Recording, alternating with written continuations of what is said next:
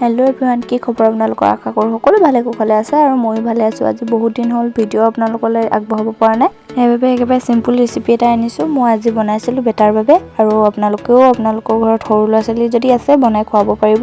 ওলকবি এটা সৰু সৰুকৈ কাটি লৈছোঁ আৰু পিঁয়াজ এফাল এনেদৰে কাটি লৈছোঁ।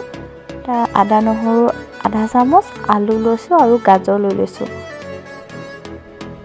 মাংসকেইপিচ ভালদৰে ধুই লৈ সোৱাদমতে নিমখ আৰু হালধি দি দিছোঁ আৰু আদা নহৰু আধা চামুচ যে লৈছিলোঁ সেয়া লগতে এনেদৰে সানি লৈছোঁ ফাৰ্ষ্টে।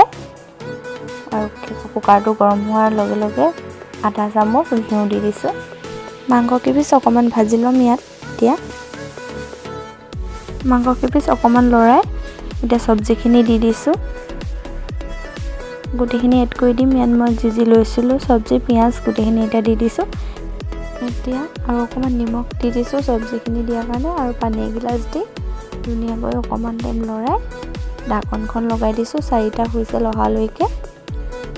আৰু এয়া আমাৰ বেটাৰ চিকেন ৰেডি হৈ গ'ল, ধুনীয়াকৈ সিজি গৈছে। আপোনালোকে ভিডিঅ'টোত দেখি হয়তো ধৰিব পাৰিছে।